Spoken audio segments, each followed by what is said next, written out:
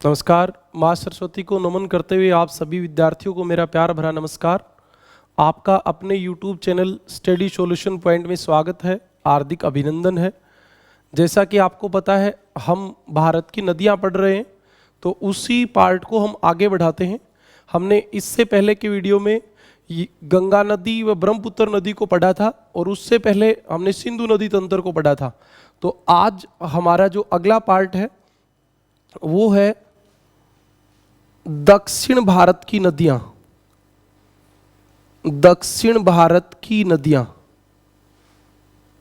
तो हम दक्षिण भारत की नदियों को आज पढ़ेंगे, यानी नदियों के हमारा भाग 3 चलेगा। आज इससे पहले के 2 वीडियो हो चुके हैं, तो हम आज नदियों में पार्ट 3 को पढ़ेंगे। सबसे पहले हम देखते हैं कि प्रायद्वीपीय पठार या दक्षिण भारत की नदियों की क्या खास बातें हैं। तो आप देखोगे कि ये जो हमारा भारत है, इसमें विंध्याचल पर्वत से नीचे से और सतपुड़ा पर्वत और पश्चिमी घाट से जो नदियां निकलती हैं वो यहां से बंगाल की खाड़ी में गिरती हैं या इधर से निकल के अरब सागर में गिरती हैं। तो दक्षिणी भारत का अपवा तंत्र जो होता है वो 2 भागों में विभाजित होता है, एक बंगाल की खाड़ी का अपवा तंत्र और एक अरब सागर का अपवा तंत्र। अरब सागर का अपवा तंत्र, हम इसको प्रायद्वीपीय पठार की नदियां या दक्षिणी भारत की नदियां कह सकते हैं। तो इससे पहले हम थोड़ी सी बातें और करते हैं, कंपैरिजन करते हैं हिमालय की नदियों से। तो आपको पता होना चाहिए हिमालय की नदियों से जब हम तुलना करते हैं तो सबसे पहली बात यह है कि प्रायद्वीपीय पठार की नदियां प्राचीन हैं। प्राचीन क्यों हैं? तो भारत में सबसे पहले ये प्रायद्वीपीय पठार ही तो था। यही प्रायद्वीपीय पठार गोंडवाना लैंड का अवशेष जिसने टेथी सागर के टक्कर मारी, और टेथी सागर के टक्कर मारने से हमारा हिमालय बना। फिर हिमालय की नदियां निकलना शुरू हुई। आप समझे, पठार में पहले से नदियां बह रही थी और इस पठार के टक्कर मारने से टेथी सागर में मोड़ पड़ने से हिमालय बना, फिर हिमालय से नदियां निकली। यानी कि प्रायद्वीपीय पठार की नदियां हिमालय की नदियों से पुरानी हैं और हिमालय की नदियां क्या हैं? नवीन हैं। यह आपको देखना है। तो प्रायद्वीपीय पठार की नदी प्राचीन है, बूढ़ी है, पुरानी है। आप ये तीनों ही शब्द उपयोग कर सकते हो। अब धीरे धीरे आप इसको भी समझे। प्रायद्वीपीय पठार पहले ऊंचा भाग था, इसको नदियों ने काट काट के नीचा बना दिया। अभी हिमालय ऊंचा है, हिमालय को नदियां लगातार काट रही हैं। तो एक समय ऐसा भी आएगा जब नदी हिमालय को काट के समतल बना देंगी। तो इस प्रकार जो प्रायद्वीपीय पठार है इसको नदियों ने समतल बना दिया है, अर्थात यहां की नदियां आधार तल को प्राप्त कर चुकी हैं। आधार तल को प्राप्त कर चुकी हैं। आधार तल क्या होता है? जैसे ये ऊंचा भाग है और इसकी नदियां यहां आके इस समुद्र में गिरती हैं। ये नदी इसको काट काट के समतल बना दे, इसके बराबर बना दे। इसके बराबर बना दिए, इसका मतलब ये क्या हो गया? आधार तल। नदी का आधार तल, मुख्य आधार तल समुद्र होता है। इसके अलावा रास्ते में आने वाली झीलें भी उसका आधार तल हो सकती हैं। तो प्रायद्वीपीय पठार की नदियां जो हैं वो आधार तल को प्राप्त कर चुकी हैं। अर्थात आप ये भी कह सकते हो कि इनकी ढाल प्रवणता जो है, ढाल प्रवणता का मतलब होता है एक स्थान से दूसरे स्थान के मध्य ढाल। ये ढाल कितना भी तेज हो सकता है और ये ढाल कितना भी मंद भी हो सकता है।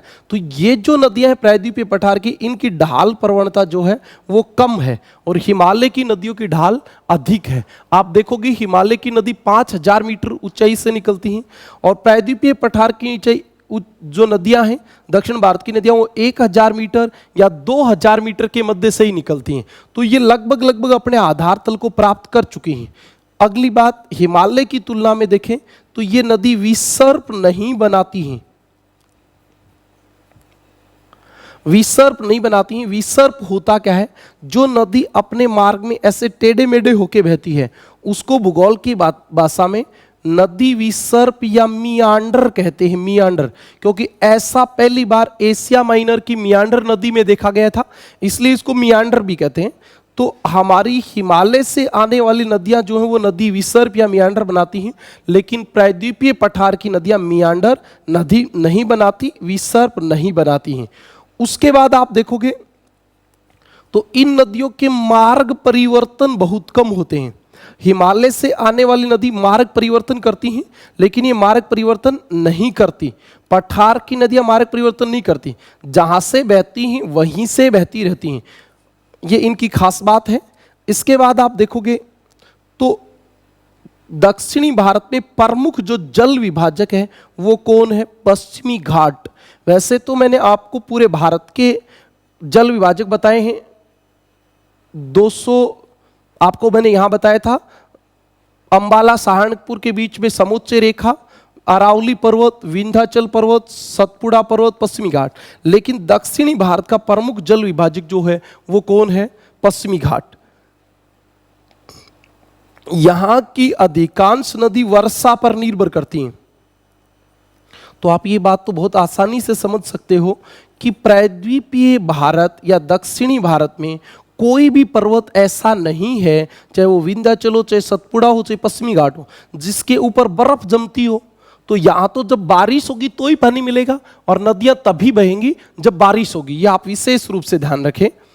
नर्मदा और ताप्ती, नर्मदा व ताप्ती दो ऐसी नदी हैं दक्षिणी भारत में जो 12 मासी हैं। ये बहुत इंपॉर्टेंट बात है, 12 मासी नदी हैं। इसके अलावा हम माही नदी की बात करें जो मध्य प्रदेश से होकर कर्क रेखा को 2 बार काट के राजस्थान से होती गुजरात में बहती है, वो भी कुछ हद तक 12 मासी नदी होती है। बाकी प्रायद्वीपीय पठार की नदियां सिर्फ वर्षा काल में बहती हैं। जैसे बारिश बंद होती है तो इन नदियों में जल भी बंद हो जाता है। इसके बाद आप अगली बात देखें, प्रायद्वीपीय पठार की जो नदियां हैं वो अनुगामी नदी हैं। अनुगामी को आप इंग्लिश में कहोगे consequent. Consequent drainage. Consequent drainage होता क्या है? जिसमें नदी ढाल के अनुसार बहती हैं। जिधर ढाल है उधर ही नदी बहती हैं। तो आप देखोगे हमारे प्रायद्वीपीय पठार का जो ढाल है वो इधर उत्तर पश्चिम से दक्षिण पूर्व की ओर है। तो आप देखोगे सभी नदी, महानदी, गोदावरी, कृष्णा, कावेरी, सभी ढाल के अनुसार बहती हैं। 2 नदी अपवाद है, नर्मदा और ताप्ती। तो आप कह सकते हो कि अधिकांश नदियां अनुगामी ही, छोड़ के किसको? नर्मदा व ताप्ती को। किसको छोड़ के? नर्मदा व ताप्ती को। ये 2 नदी जो हैं ये कॉन्सिक्वेंट ड्रेनेज नहीं है, ये ढाल के अनुसार नहीं बहती हैं। आप इस बात को याद रखें। उसके बाद प्रायद्वीपीय पठार की नदियों की एक और विशेषता है कि ये अनुवर्ती अपवाह हैं। अनुवर्ती अपवाह, आपने हिमालय की नदी पढ़ी थी, मैंने वहां बताया था पूर्ववर्ती अपवाह। पूर्ववर्ती अपवाह, अनुवर्ती अपवाह और पूर्ववर्ती अपवाह में एक अंतर होता है। पूर्ववर्ती अपवाह वो होती है, जैसे आपको पता है कि सतलज नदी बह रही थी, उसके रास्ते में मुख्य हिमालय बना, मध्य हिमालय बना, शिवालिक बना, लेकिन सतलज नदी वहीं से बहती रही, उसके ऊपर इन स्थलाकृतियों का कोई प्रभाव नहीं पड़ा। ऐसी नदी जो अपने मार्ग में होने वाले परिवर्तनों को नजरअंदाज करके उसी रास्ते से बहती रहती हैं, उनको पूर्ववर्ती नदी कहते हैं। जैसे सिंधु, सतलज, आपकी कोसी और आपकी ब्रह्मपुत्र, ये पूर्ववर्ती नदी हैं। लेकिन हमारे जो प्रायद्वीपीय पठार की नदी वो अनुवर्ती हैं। जैसे ढाल में परिवर्तन हुआ, प्रायद्वीपीय पठार की नदियों ने अपना मार्ग, अपना रास्ता बदल लिया। तो ये नदी क्या है? अनुवर्ती अपवाह है। आपको पता है इस प्रायद्वीपीय पठार की बहुत सारी नदियां, जब तक यहां प्रायद्वीपीय पठार के ऊपर टेथी सागर था तो ये प्रायद्वीपीय पठार से निकल के टेथी सागर में गिरती थी। टेथी सागर में गिरती थी। जैसे ही यहां उत्तर का मैदान बना और यहां से गंगा नदी बहने लगी तो ये नदी गंगा नदी में मिल गई। इसके अलावा ढाल में परिवर्तन हुआ तो नर्मदा, ताप्ती, भ्रंश घाटी बनी, ये दोनों अरब सागर में जाके गिरने लगी। तो इस प्रकार इनका स्थलाकृति परिवर्तन के अनुसार मार्ग परिवर्तन हो गया। तो ये अनुवर्ती अपवाह है। जैसे ढाल बदली वैसे नदियों ने अपना मार्ग भी बदल लिया। तो ये अनुवर्ती अपवाह का उदाहरण है। अब मैं आपको थोड़ी सी इतिहास की बात, भूगर्भिक बात बताता हूं दक्षिणी भारत की नदियों की। जो हमारा प्रायद्वीपीय अपवाह तंत्र है उसका विकास कैसे हुआ, प्रायद्वीपीय अपवाह तंत्र का विकास। ये बातें बहुत इंपॉर्टेंट होती हैं, लेकिन ऐसे क्वेश्चन सिर्फ एचटेट, डीएसएसबी और यूजीसी नेट में ही पूछे जाते हैं। रीट वगैरह में भी कम पूछे जाते हैं, सेकंड ग्रेड में पूछ लिए जाते हैं, राजस्थान में, हरियाणा टीजीटी में भी पूछ लिए जाते हैं। तो प्रायद्वीपीय अपवाह तंत्र का विकास कैसे हुआ, आप इस बात को ऐसे समझ सकते हो कि ये हमारा प्रायद्वीपीय पठार था और इस प्रायद्वीपीय पठार में 3 मुख्य हलचल हुई। सबसे पहले क्या हुआ पता है क्या आपको? एक युग आया टर्सरी युग। कौन सा युग? टर्सरी युग। और उस टर्सरी युग में हुआ क्या? टर्सरी युग में इस प्रायद्वीपीय पठार का ये पश्चिम वाला भाग नीचे धंस गया और जलमग्न हो गया। आपको पता है इसीलिए पश्चिमी घाट जो है वहां एकदम खड़ी ढाल पाई जाती है। ये भाग नीचे अवतलित हो गया, नीचे धंस गया और नीचे धंसने से इस पश्चिमी घाट के इधर से जो भी नदी निकली वो सीधी जाके अरब सागर में गिरने लगी। पहला परिवर्तन हुआ। आरंभिक टर्सरी काल में प्रायद्वीपीय पठार का पश्चिमी किनारा नीचे धंस गया और समुद्र में डूब गया। इसलिए इस पश्चिमी घाट के पश्चिम से निकलने वाली नदी अरब सागर में गिरने लगी। नहीं तो पहले ये इधर से निकल के बंगाल की खाड़ी में जा रही थी। पहला परिवर्तन इस समय हुआ। दूसरा कब हुआ? जब प्रायद्वीपीय पठार ने टेथीस सागर की टक्कर मारी और टेथीस सागर की टक्कर मारी तो इस प्रायद्वीपीय पठार का उत्तर वाला भाग, ये वाला भाग, उत्तर वाला भाग, ये भाग अवतलित हो गया। अवतलित का मतलब होता है नीचे धंस गया। और इसी समय इस प्रायद्वीपीय पठार में 2 भ्रंश घाटी बनी, 1 और 2। तो आप बता सकते हो कि नर्मदा व ताप्ती भ्रंश घाटी का निर्माण उस समय हुआ जब प्रायद्वीपीय पठार ने टेथीस सागर के टक्कर मारी तो इसका ये वाला भाग नीचे धंस गया और इसी समय ये 2 भाग और नीचे धंसे और इन दोनों भागों के नीचे धंसने से नर्मदा और ताप्ती भ्रंश घाटी का निर्माण हुआ।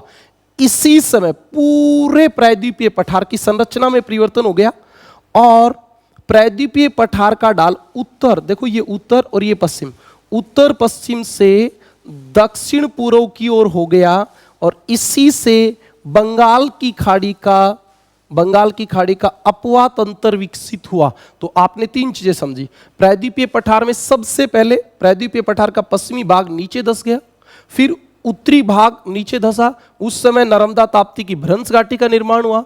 तीसरे समय में, इसी समय में आपका ये जो भाग था इसकी उत्तर पश्चिम से दक्षिण पूर्व की ओर ढाल हो गई और सभी नदियां बंगाल की खाड़ी में गिरने लगी और इस प्रकार बंगाल की खाड़ी के अपवाह तंत्र का विकास हुआ और आपका वर्तमान जो प्रायद्वीपीय पठार का अपवाह तंत्र है वो विकसित हो गया। तो आप एक बार स्क्रीनशॉट ले सकते हैं। दक्षिण भारत की नदियों की खास बात क्या थी? ये प्राचीन है, बूढ़ी है, पुरानी है। किससे तुलना करें तो हिमालय से। हिमालय की तुलना में बूढ़ी है, प्राचीन है। ये लगभग अपने ऊंचे भाग को काट के उसको समतल बना चुकी हैं, आधार तल को प्राप्त कर चुकी हैं। इनके रास्ते में ढाल कम है और ये विसर्प नहीं बनाती हैं, मार्ग परिवर्तन नहीं करती हैं। अधिकांश नदियां पश्चिमी घाट से निकलती हैं। पश्चिमी घाट प्रमुख जल विभाजक है। ये नदी वर्षा पर निर्भर करती हैं, पूरे साल नहीं बहती हैं। ये वर्षा वाली नदी है, मौसमी नदी है, अनुगामी नदियों का उदाहरण है और अनुवर्ती अपवाह का उदाहरण है। और प्रायद्वीपीय अपवाह तंत्र का विकास 3 क्रम में हुआ। सबसे पहले पश्चिमी घाट का पश्चिमी किनारा समुद्र में डूब गया, फिर उत्तरी किनारा नीचे धंसा, उसी समय नर्मदा और ताप्ती भ्रंश घाटी का विकास हुआ और लास्ट में इसका पूरे का ढाल जो है वो उत्तर पश्चिम से दक्षिण पूर्व में हो गया, जिससे यहाँ की नदियां बंगाल की खाड़ी में गिरने लग गई। इसके बाद हम बात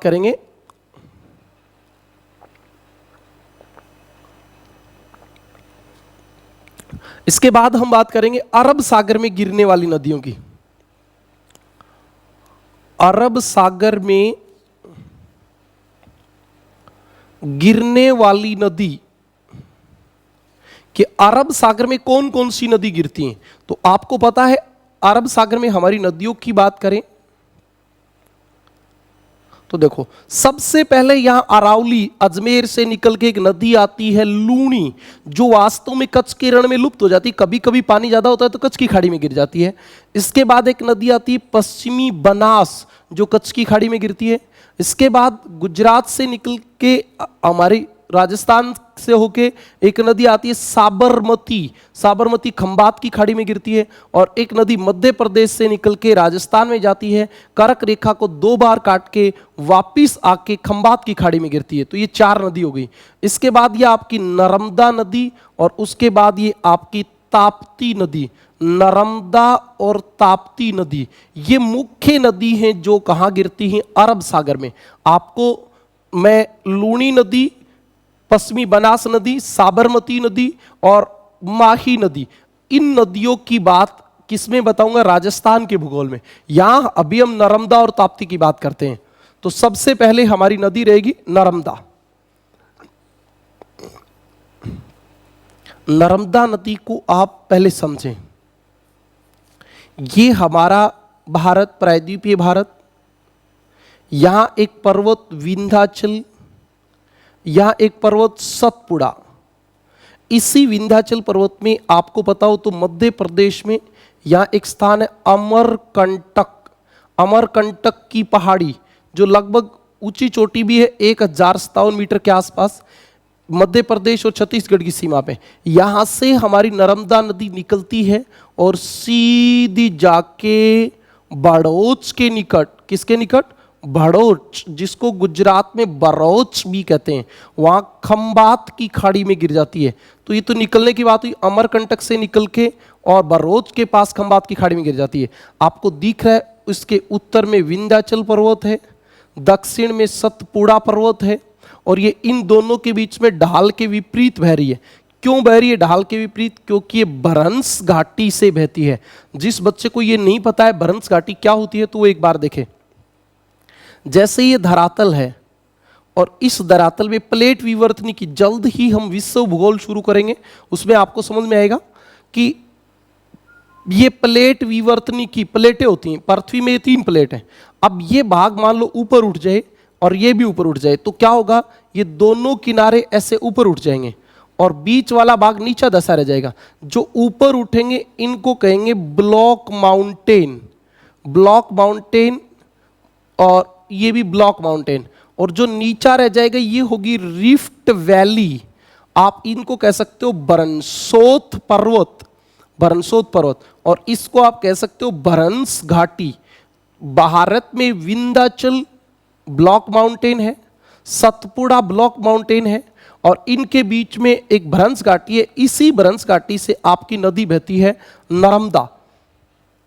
तो नर्मदा भरंस घाटी से बहने वाली नदी है और ये किसके मध्य बहती है? विंध्याचल और सतपुड़ा के मध्य बहती है। क्या दिशा क्या है इसकी? ये पूर्व से पश्चिम, पूर्व से पश्चिम बहने वाली भारत की सबसे लंबी नदी है। और आपको पता है ये जबलपुर के पास यहां एक जलप्रपात बनाती है, धुआंधार जलप्रपात। धुआंधार जलप्रपात क्या होता है भाई जलप्रपात? तो जब नदी बह रही है और उस नदी के मार्ग में अचानक चट्टानों में परिवर्तन हो जाए या अचानक खड़ी ढाल आ जाए और पानी नदी का ऊपर से नीचे गिरे तो इसको कहते हैं वाटरफॉल, जलप्रपात। पानी ऊपर से सीधा नीचे गिरे तो जलप्रपात, ऐसे उछल उछल के चले तो उसको कहते हैं उछलीका या कॉस्केड, ये जलप्रपात नहीं होता। और बारिश का पानी ऊपर से नीचे गिरे तो आप उसको कहते हो झरना। झरना, झरना जलप्रपात दोनों में अंतर होता है। नदी का पानी ऊपर से नीचे गिरे जलप्रपात, बारिश का पानी ऊपर से नीचे गिरे झरना। तो ये एक जलप्रपात धुआंधार। इस धुआंधार जलप्रपात का एक नाम और होता है कपिल धारा जलप्रपात। कपिल धारा जलप्रपात। यहां विंध्याचल पर्वत में चूना पत्थर की अधिकता होती है तो इस पानी में भी चूना पत्थर की अधिकता होती है। तो ये पानी दूध की तरह सफेद दिखाई देता है और इसलिए इसे दूध का जलप्रपात भी कहते हैं। अब आप समझ रहे हो, इधर विंध्याचल पर्वत, इधर सतपुड़ा, कोई भी नदी निकलेगी, निकलते ही सीधी इसमें ऐसे मिल जाएगी। तो इनमें जितनी सहायक नदियां होती हैं वो समकोण पे मिलती हैं और इसलिए नर्मदा नदी का अपवात अंतर जालीनुमा होता है। क्या होता है? जालीनुमा। जालीनुमा, ये आपकी खास बात थी, समझ में आई। अब इसको थोड़ा लिख के और आराम से बताता हूं, दोबारा से सुने। नर्मदा नदी का उद्गम कहां है? नर्मदा नदी मध्य प्रदेश व छत्तीसगढ़ की सीमा पर एक पहाड़ी है अमरकंटक की पहाड़ी, जो 1057 या 55 मीटर ऊंची है, और वहां से ये नदी निकलती है। फिर ये करती क्या है, मध्य प्रदेश से ही निकली है, सीमा पे स्थित है। मध्य प्रदेश के बाद गुजरात में जाती है, और गुजरात में बड़ौच जो नगर है, उस बड़ौच के निकट ये खंबात की खाड़ी में गिर जाती है। कहाँ गिर जाती है? खंबात की खाड़ी में। याद रहे, इस नदी की लंबाई जो है वो 1312 किलोमीटर है, और ये पूर्व से पश्चिम बहने वाली सबसे लंबी नदी है। पूर्व से पश्चिम बहने वाली सबसे लंबी नदी है। कहां बहती है भी ये? तो आपको अभी मैंने ऊपर चित्र में बताया, विंध्याचल व सतपुड़ा पर्वत के मध्य, विंध्याचल व सतपुड़ा पर्वत के मध्य बहती है। एकदम राइट बात है, विंध्याचल सतपुड़ा के मध्य बहती है। और किससे बहती है? बरंस घाटी से। तो अभी मैंने बताया था विंध्याचल और सतपुड़ा दोनों जो हैं वो ब्लॉक माउंटेन है, और नर्मदा भ्रंश घाटी से बहने वाली नदी है। इसके बाद आपको पता है ये डेल्टा नहीं बनाती, तो आपको पता होगा डेल्टा क्या होता है। ये क्या बनाती है? जवार नद मुख। इस जवार नद मुख को एस्चुएरी भी कहते हैं, एस्चुएरी। अब वास्तव में ये डेल्टा का ही एक प्रकार होता है, आपको बताता हूं। जैसे नदी आई, ये नदी जब अपने साथ लाए गए अवसाद का जमाव इस समुद्र में त्रिभुजाकार रूप में कर देती है, तो उसको डेल्टा कहते हैं। चापाकार रूप में कर देती है तो भी डेल्टा कहते हैं।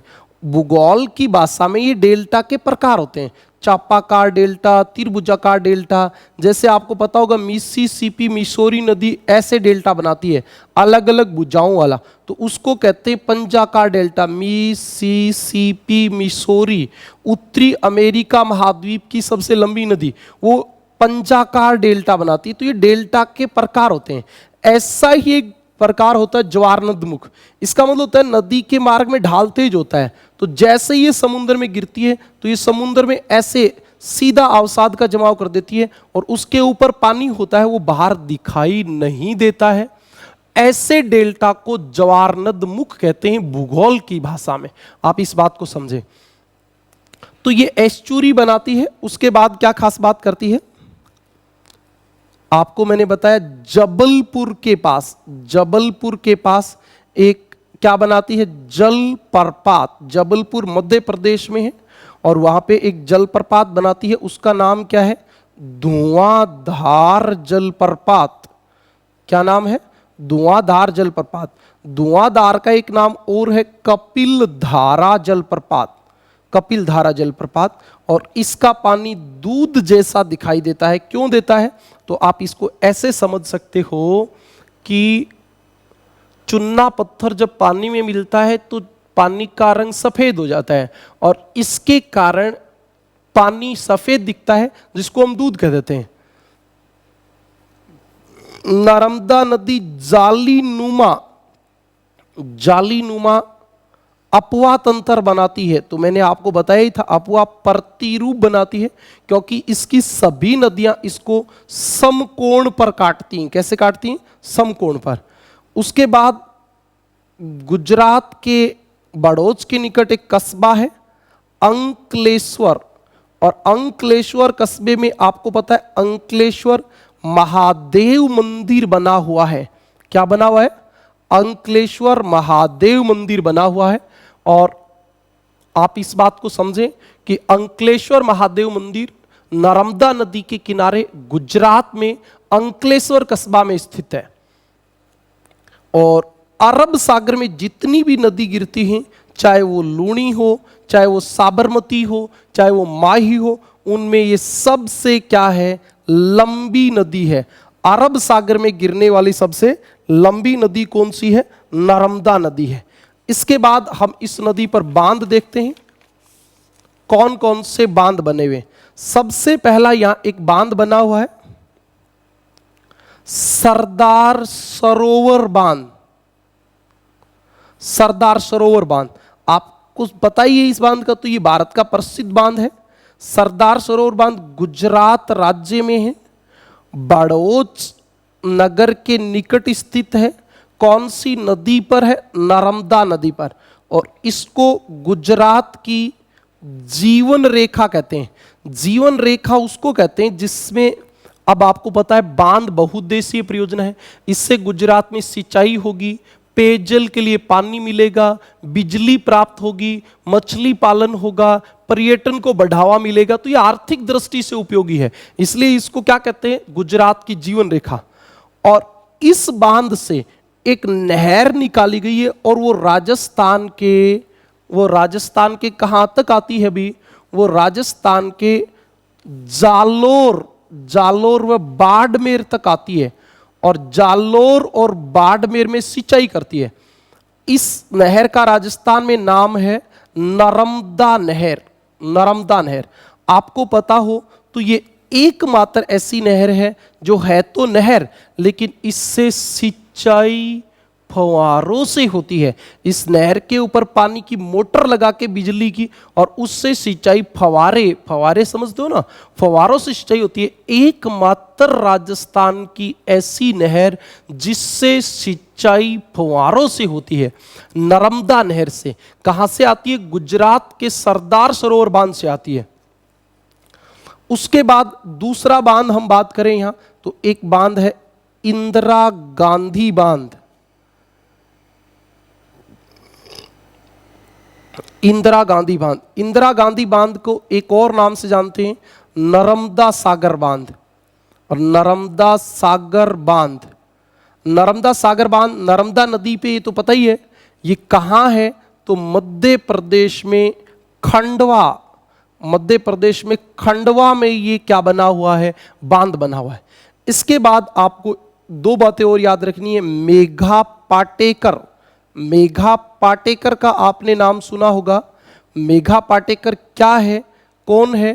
तो गुजरात की समाज सेवी है। और इस समाज सेवी ने जब सरदार सरोवर बांध बनाया था तो उस समय इसने सरदार सरोवर बांध के खिलाफ आंदोलन चलाया था, क्योंकि सरदार सरोवर बांध की ऊंचाई बढ़ाने से उसके पीछे के जो गांव थे वो पानी में डूब रहे थे। बहुत सारे गांवों को खाली करवाना पड़ा और उसके विरोध में मेघा पाटेकर ने एक आंदोलन चलाया था जो राष्ट्रीय स्तर पर प्रसिद्ध रहा। तो आपसे पूछा जा सकता है मेघा पाटेकर का संबंध किस नदी से है, किस बांध से है? तो आपको बताना है इसका संबंध जो है वो किससे है? वो संबंध आपका सरदार सरोवर बांध से है। नदी की बात करें तो नर्मदा नदी से है। और लास्ट बात, स्टैचू ऑफ यूनिटी, आपको पता है सरदार वल्लभ भाई पटेल की मूर्ति लगाई गई है। और कहां लगाई गई है? ये बड़ोदरा के निकट, बड़ोदरा के निकट। और ये विश्व की सबसे ऊंची प्रतिमा मानी गई है जो 182 मीटर ऊंची है और इसको स्टैचू ऑफ यूनिटी कहते हैं। तो आपसे पूछा जा सकता है स्टैचू ऑफ यूनिटी किस नदी के किनारे स्थित है और कहां स्थित है? तो ये आपकी बात होगी स्टैचू ऑफ यूनिटी की। स्क्रीनशॉट आप ले सकते हो नर्मदा नदी का। ये आप उद्गम से लेकर अपवा प्रतिरूप तक ले लो। उसके बाद इसके बांध, सरदार सरोवर बांध, इंदिरा गांधी बांध, मेघा पाटेकर और स्टैचू ऑफ यूनिटी, ये आपकी नर्मदा नदी कंप्लीट हो गई। इसके बाद जो हम बात करेंगे वो ताप्ती नदी की बात करेंगे। ताप्ती, तो आप पहले तो सीधी बात ये समझें कि जैसे ये हमारा भारत, ये पर्वत विंध्याचल, विंध्याचल, ये पर्वत सतपुड़ा, इन दोनों के बीच में नदी बह रही थी नर्मदा। और यहां आपकी नदी बहती है ताप्ती। ताप्ती के यहां कौन सा पर्वत है? उत्तर में पर्वत है सतपुड़ा और दक्षिण में पश्चिमी घाट की पहाड़ियां। तो ये भी जो नदी है ये बरंस घाटी से बहती है। कहां से बहती है? बरंस घाटी से। किन के मध्य बहती है? सतपुड़ा व पश्चिमी घाट के मध्य बहती है। क्या बनाती है? एस्चुएरी, जैसे नर्मदा बनाती है वैसे ही। और इसके बाद आपको पता है कि इसकी लंबाई कितनी है? 724 किलोमीटर। किधर से किधर बहती है भी? पूर्व से पश्चिम। तो ये पूर्व से पश्चिम बहने वाली दूसरी सबसे महत्वपूर्ण नदी है और ये भी नर्मदा के समान बरंस घाटी से बहती है, एस्चुरी बनाती है, पूर्व से पश्चिम बहती है। इसका उद्गम कहां है? तो उद्गम मध्य प्रदेश में बैतूल जिला, बैतूल जिले में पहाड़ी है मुल्ताई की पहाड़ी। उस मुल्ताई की पहाड़ी से ये नदी निकलती है और सूरत के निकट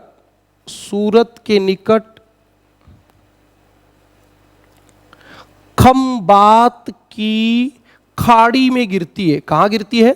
खंबात की खाड़ी में गिरती है। खंबात की खाड़ी में गिरती है। ये आपकी और एक बात हो गई। नर्मदा के समानांतर जैसे नर्मदा बहती है वैसे ही ताप्ती बहती है। नर्मदा विंध्याचल सतपुड़ा के मध्य बहती है, ताप्ती सतपुड़ा और पश्चिमी घाट के मध्य बहती है। दोनों बरंस घाटी से बहती हैं, दोनों पूर्व से पश्चिम बहती हैं, दोनों एस्चुरी बनाती हैं और आपको पता है दोनों खंबात की खाड़ी में गिरती हैं। उसके बाद आपको एक बात का पता होना चाहिए कि इस नदी पर गुजरात में एक बांध बना हुआ है और उस बांध का नाम है उकाई बांध। उकाई बांध किस नदी पर बना हुआ है? ताप्ती पर। और कहां बना हुआ है? गुजरात में। दूसरा आपका एक बांध और बना हुआ है काकरापारा। क्या बना हुआ है? काकरापारा। काकरापारा बांध भी ताप्ती नदी पर है और कहां पे है? गुजरात में। तो आप ये और नदी कंप्लीट हो गई, ताप्ती। ताप्ती, ओके, स्क्रीनशॉट लो। इसके बाद हम बात करेंगे तीसरी मुख्य नदी सरावती की। सरावती नदी, क्या खास बात है सरावती नदी की? सरावती नदी आपको पता है यहां कर्नाटक के शिमोगा जिले में पश्चिमी घाट से निकलती है, सीधी अरब सागर में गिर जाती है। इतनी नदी है ये। तो आप दो ही बात याद रखें, उद्गम कहां है इसका? कर्नाटक के शिमोगा जिले में। कर्नाटक के शिमोगा जिले में। और गिरती कहां है? अरब सागर में। इसके बाद एक इसकी इंपॉर्टेंट बात और है और वो सुने। ये नदी या पहाड़ से उतरने से पहले एक जलप्रपात बनाती है और वो जलप्रपात 253 मीटर ऊंचा है। 253 मीटर। और आपको पता होना चाहिए इस जलप्रपात का नाम है गरसोपा जलप्रपात या जोग जलप्रपात, जो भारत का सबसे ऊंचा जलप्रपात है। भारत का सबसे ऊंचा जलप्रपात, भारत का सबसे ऊंचा जलप्रपात है। और मैं आपको जलप्रपात सभी एक साथ इकट्ठे पढ़ाऊंगा अगले वीडियो में, आप लगातार देखते रहिए। दूसरी बात मैं बता दूं, रीट में नदी टॉपिक नहीं है, लेकिन ये पिछली बार भी एक जलप्रपात का क्वेश्चन पूछा गया था। तो जलप्रपात का, बांध का, ऐसे क्वेश्चन पूछे जा सकते हैं, आप इनको पढ़ें। अब इसके बाद मैं आपको एक लिस्ट और बताता हूं भारत की नदियों में जो खास है, और वो क्या है। आपसे यदि ऐसे पूछ लिया जाए कौन सी नदी अरब सागर में गिरती है, तो आप याद रखें ये सबसे पहली नदी लूनी। लूनी।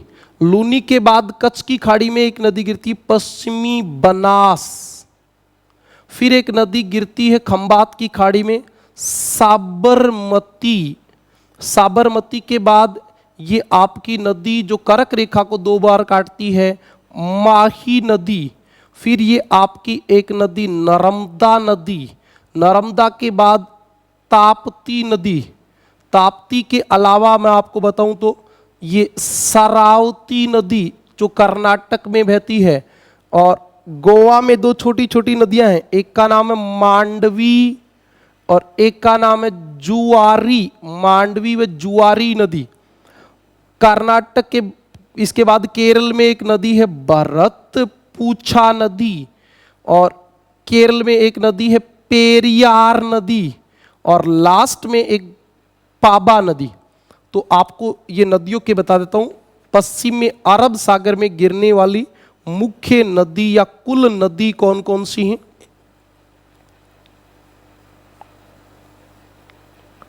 लगभग 12 नदी जो हैं वो अरब सागर में गिरती हैं। सबसे पहली नदी लूणी। सही बात करो तो लूणी अरब सागर में नहीं गिरती है, बल्कि कच्छ की खाड़ी में लुप्त हो जाती है। इसका पानी जैसे कच्छ के रण में पहुंचता है तो वहां सूख जाता है और ये अरब सागर तक नहीं पहुंचती है।